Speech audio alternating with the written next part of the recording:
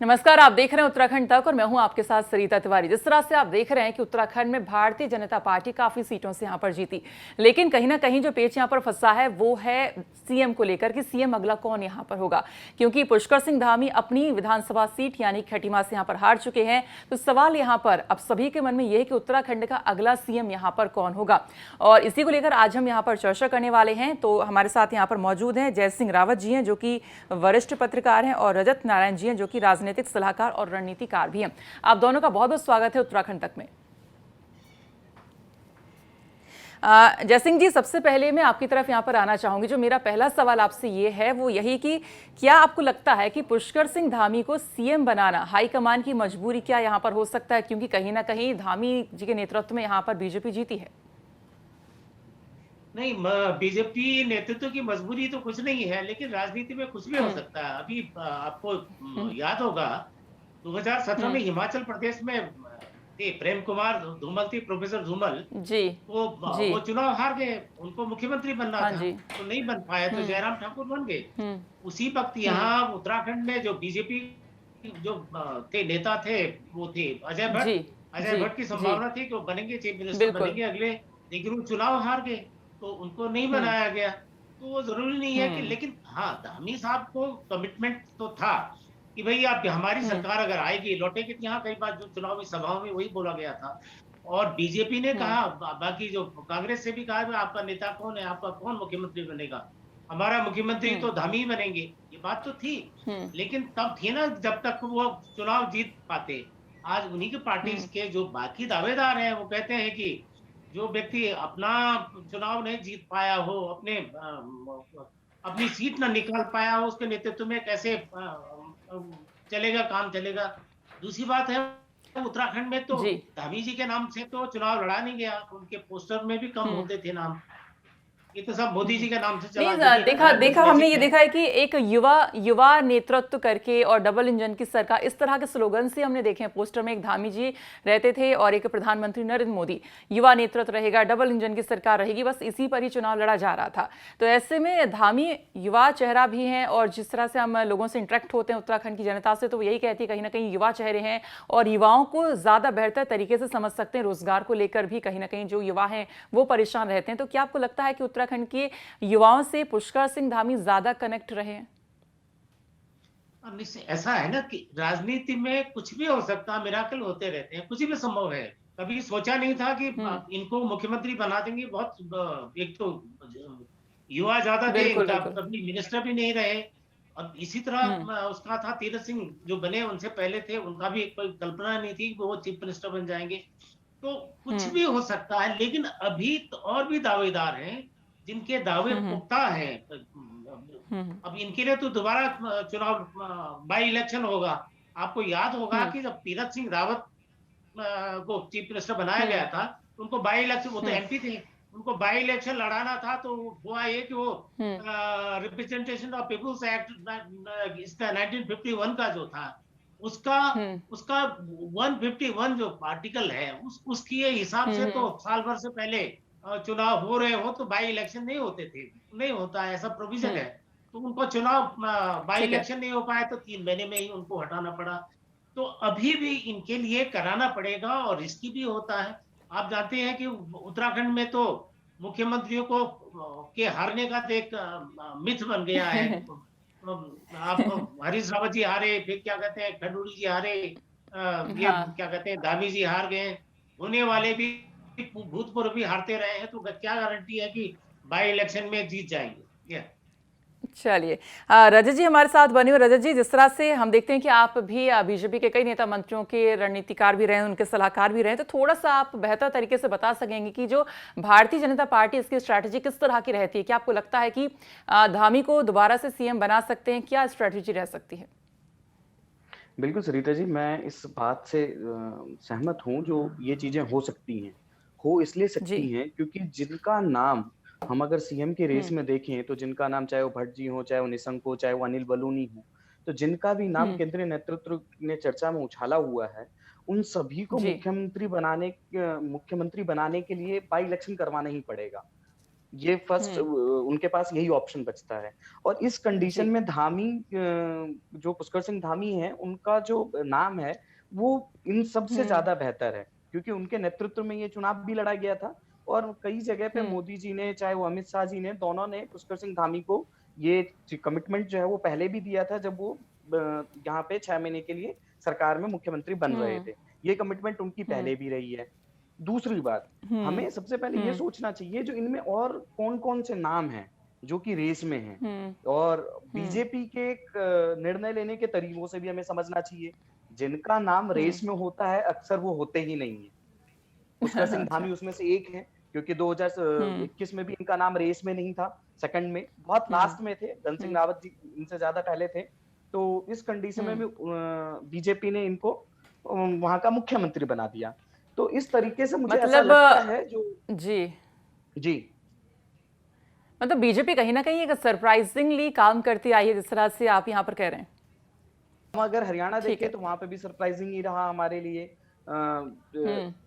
कहीं पे भी किसी और खट्टर से। स्टेट में देखें, पहले भी यूपी में देखें तो मनोज सिन्हा जी बनते बनते रह गए थे और ये बन गए थे। गुजरात हमारे लिए सबसे बड़ा मॉडल बन चुका है आज के टाइम पर, जो कब कौन मुख्यमंत्री बन हम्म। सकता है। मेन मुद्दा हम्म। यहाँ पर ये है, जो केंद्रीय नेतृत्व है वो अपना एक हम्म। ऐसा भरोसेमंद चेहरा वहां पर चाहेगा, क्योंकि पूर्ण बहुमत की सरकार है, तो वो एक ऐसा भरोसेमंद चेहरा चाहेगा जिसमें केंद्र से लेके और देहरादून के बीच में एक जो संपर्क है वो बहुत स्मूथ रहे। वो नहीं चाहेगा जो ठीक है। कुछ भी इधर से उधर हो, ऊपर नीचे हो, जिससे कि केंद्र बिल्कुल, नेतृत्व आपके को पास दोबारा आते दिक्कत हैं। हो। जय सिंह जी, आपकी तरफ रुख करूंगी यहाँ पर।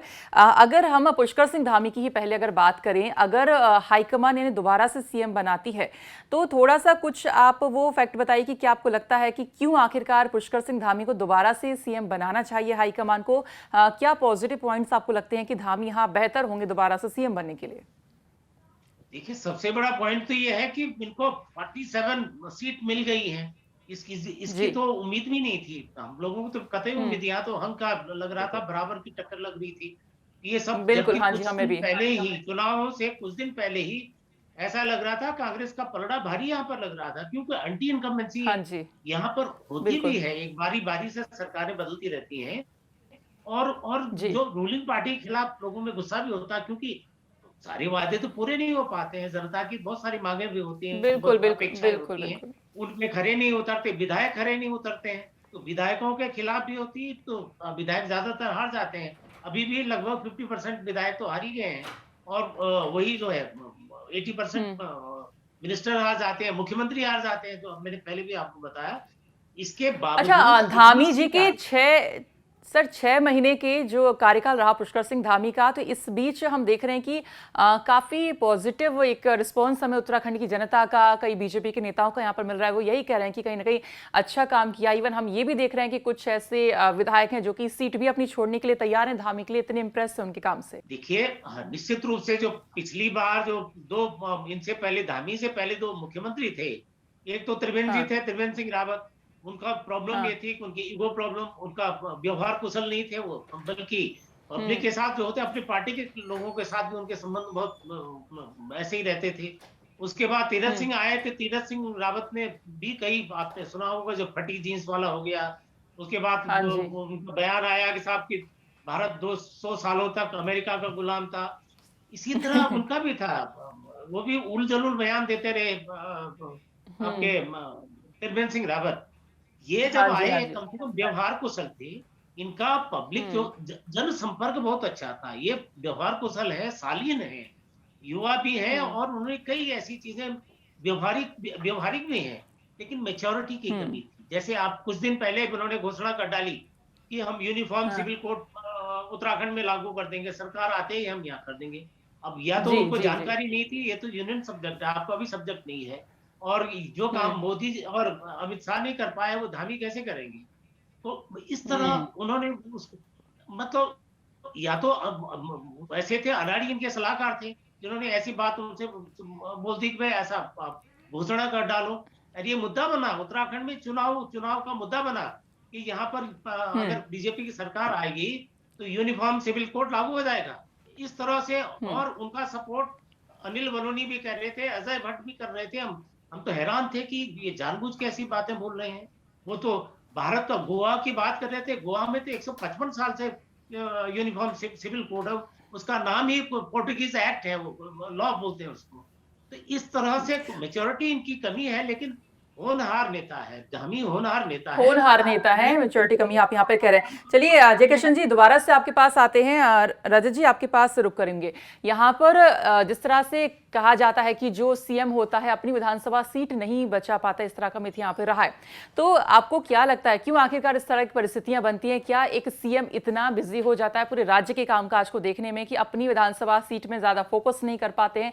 आप एक कॉमन अगर वजह देखें तो क्या आपको समझ में आती है कि क्यों सीएम अपनी विधानसभा सीट नहीं बचा पाते हैं?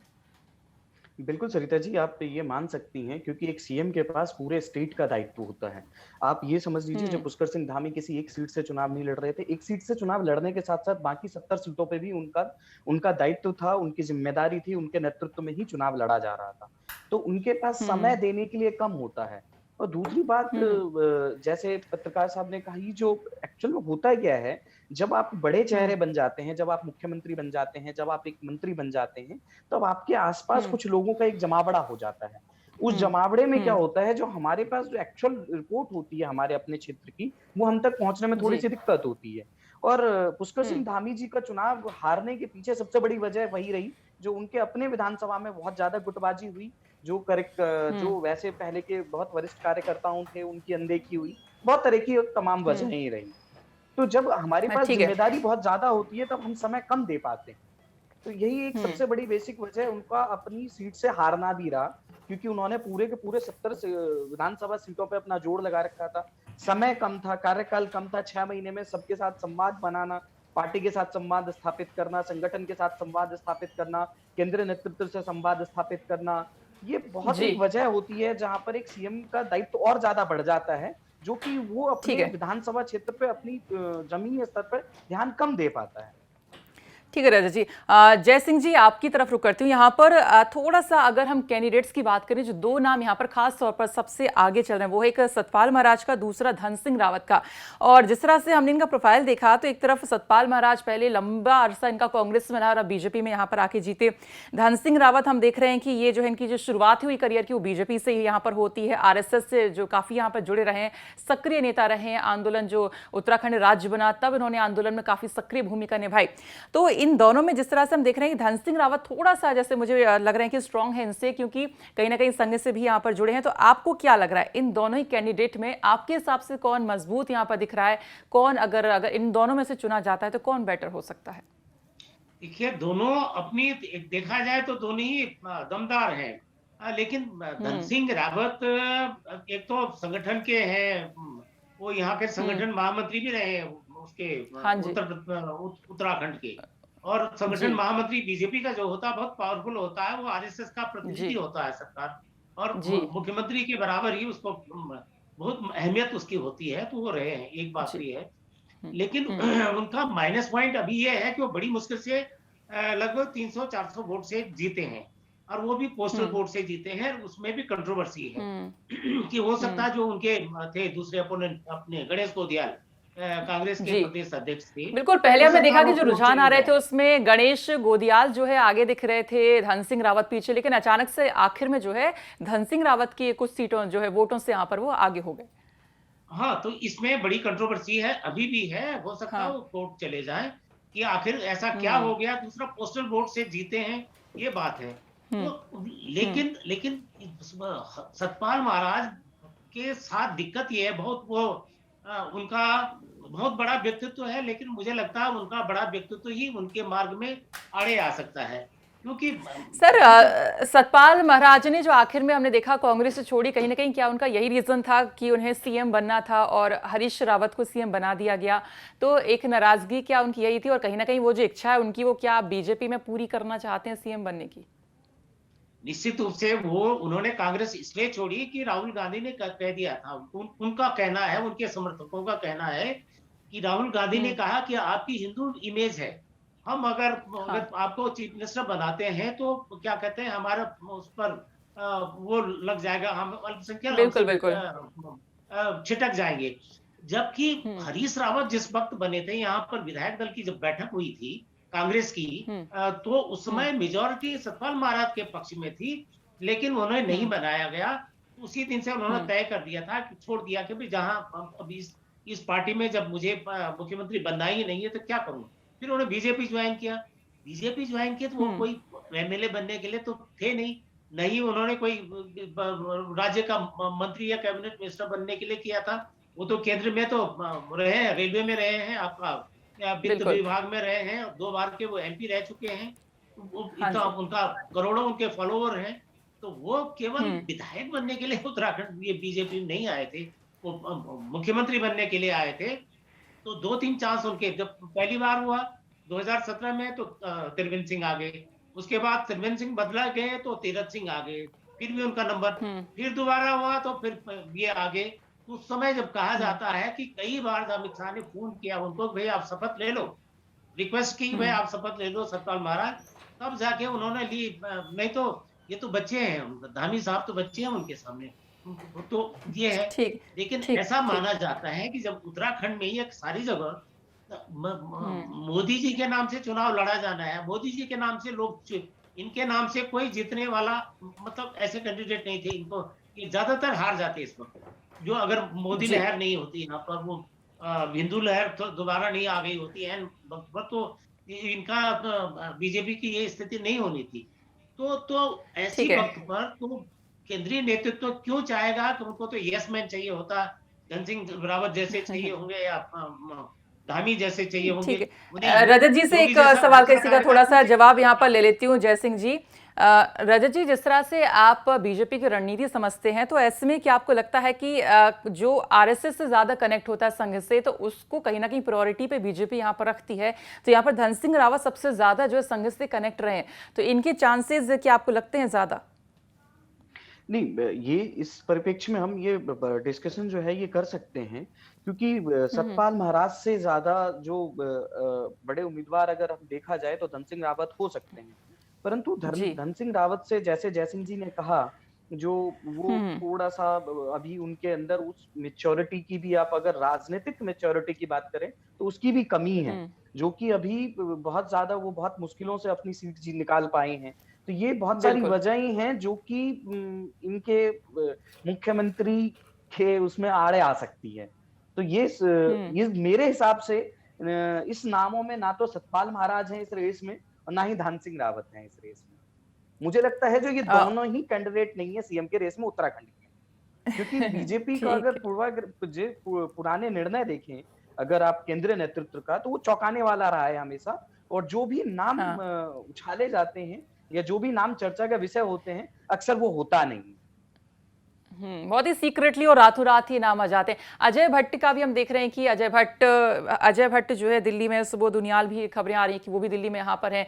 तो जो यहाँ पे दिल्ली में आके बैठ गए हैं, 2-4 नाम यहाँ पर हैं, तो कहीं ना कहीं हो सकता है कि उनमें से किसी एक का नाम अनाउंस हो जाए कल को। नहीं, ऐसा कुछ नहीं, ऐसा कोई मुमकिन नहीं है। अगर आप 2021 में ही देखें, जब ये तीरथ सिंह रावत का जो हुआ था प्रकरण, उस टाइम पर भी आधा कैबिनेट जो है वो दिल्ली में आके बैठा हुआ था। इसका मतलब ये नहीं है जो सीएम बदल दिया गया, ये सीएम के निर्णय पे जो केंद्रीय नेतृत्व ने निर्णय ले रखा था उसमें कोई बदलाव आया, तो ऐसा कुछ भी नहीं है। पार्टी की अपनी एक रणनीति है, केंद्रीय नेतृत्व की एक अपनी नीति है जिसमें स्पेशली मोदी जी और अमित शाह की जो अपनी बैठकें हैं और अपना जो उनका दायरा है, जो जिस चीजों से वो समझ सकते हैं या जो उनको कैंडिडेट चाहिए वहां पर सीएम के लिए, जैसे जयसिंह रावत जी ने कही, सही बात कही, जो उनको एक ऐसा सीएम का फेस चाहिए जो कि केंद्रीय नेतृत्व के साथ कोऑर्डिनेट कर सके और उनका और जो स्थानीय स्तर पर भी जो संवाद है वो बहुत आसानी से स्थापित कर सके, जो कि जिस हिसाब से जिस लहजे से पुष्कर सिंह धामी उनके लिए सबसे बेस्ट बैठते हैं।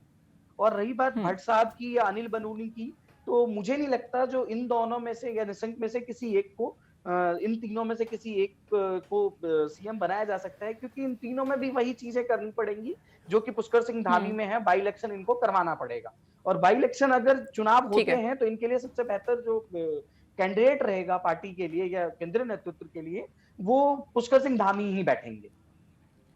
बिल्कुल, चलिए खैर यहाँ पर देखेंगे कि अब हाईकमान क्या कुछ यहाँ पर फैसला लेता है, लेकिन फिलहाल आप दोनों का बहुत बहुत शुक्रिया आज हमारे साथ कनेक्ट होने के लिए और इस विषय पर चर्चा करने के लिए बहुत बहुत शुक्रिया। तो यहाँ पर जिस तरह से आपने देखा कि कई सारे जो नाम है रेस में यहाँ पर शामिल है, लेकिन ऐसे में कहीं ना कहीं अब बीजेपी किसे यहाँ पर चुनती है, क्योंकि बीजेपी का जो एक रणनीति यहाँ पर रही है कहीं ना कहीं वो यही रही है कि अचानक से सरप्राइजिंगली कोई नाम यहाँ पर सामने आ जाता है जो कि मीडिया में नहीं होता है, वो यहाँ पर नाम लेकर आती है बीजेपी। तो अब देखना ये होगा कि होली के बाद जो है यहाँ पर विधायक दल की बैठक होगी, देन उसके बाद क्या कुछ यहाँ पे जो नाम यहाँ पर बीजेपी लेकर आती है। तो हमारी सबकी निगाहें इसी पर बनी रहेंगी। और फिलहाल इस डिस्कशन में इतना ही, लेकिन आप और भी खबरों के लिए देखते रहिए उत्तराखंड तक। नमस्कार।